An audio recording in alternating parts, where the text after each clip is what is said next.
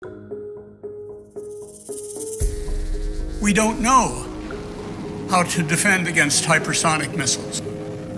Hypersonic weapons can be destabilizing. It creates an escalatory environment.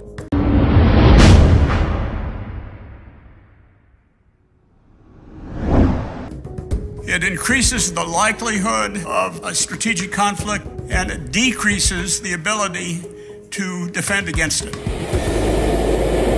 Flight speed is often compared to the speed of sound. The speed of sound, that's Mach 1. Sound travels through air about 10 times as fast as we drive on the freeway. Commercial airliners, for example, fly subsonically right under Mach 1. A modern fighter can travel supersonically at Mach 2 or 3. Anything Mach 5 and above, we're calling hypersonic speeds. Mach 25 is about the upper limit. We do have space shuttles that go hypersonically, that go Mach 20 or 24. However, it's only flying hypersonically for a relatively short period of time. But technology is just now emerging, which will enable sustained hypersonic flight. There are three primary hurdles to the development of hypersonic weapons. First, the aerodynamics and flight control at hypersonic speeds are a major challenge. The second has to do with material science. You could think of it as flying into this blowtorch. The faster a vehicle flies, the pressure and temperature rises exponentially. So you have to have materials that can withstand the high temperatures over a long period of time. The third challenge involves the propulsion system of hypersonic cruise missiles. Once you reach Mach 5, you can't use your traditional jets and just make them go faster. You need a completely different design to unclutter the flow path and sustain combustion of the supersonic airflow inside the engine. It has been compared to lighting a match in a 2,000-mile-an-hour wind. And then the integration of all of these technologies into a weapons system is in itself a challenge. The three countries that are getting close to being able to deploy them are Russia, China, and the US. It's probably less than a decade for these top three countries.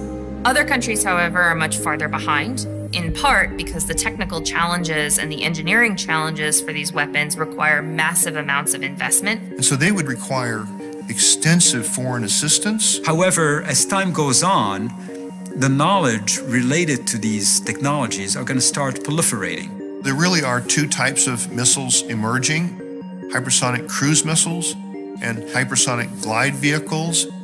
Hypersonic cruise missiles are powered all the way to their targets using an advanced propulsion system called a scramjet. These are very, very fast. You may have 6 minutes from the time it's launched until the time it strikes.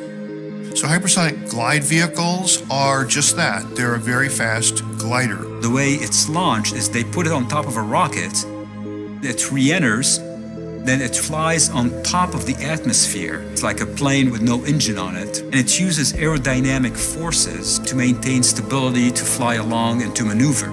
Because it's maneuverable, it can keep its target a secret up until the last few seconds of its flight. The current types of missile defenses are not adequate to defend against hypersonic missiles. Our whole defensive system is based on the assumption that you're going to intercept a ballistic object.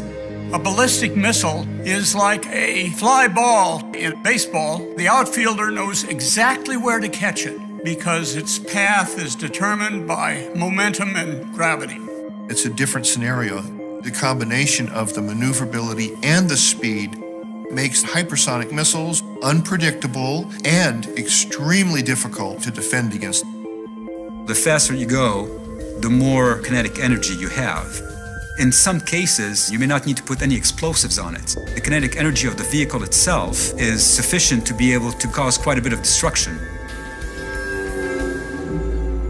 Most countries use some form of what we call an OODA loop when they're making decisions about whether to respond to a threat or not.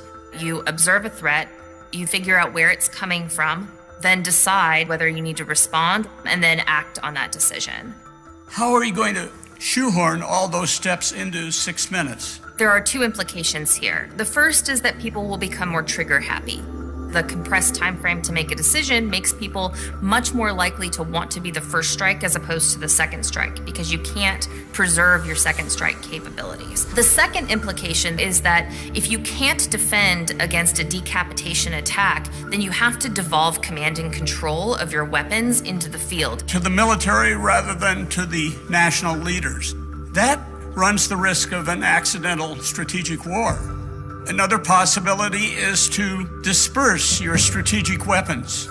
That runs the risk of the weapons being seized by terrorists. Another possibility is to go to a strategic doctrine called launch on warning. And finally, you can just decide in a crisis that there is going to be a full-scale strategic conflict, and you strike first. None of these options is very good.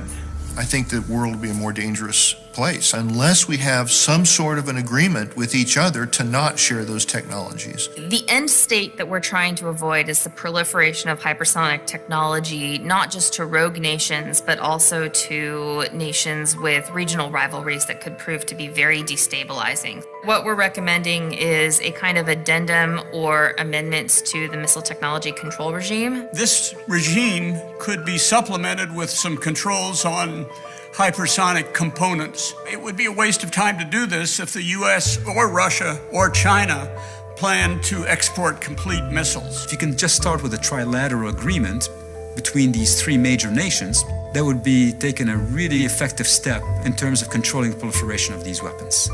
I am optimistic about the US, Russia, and China.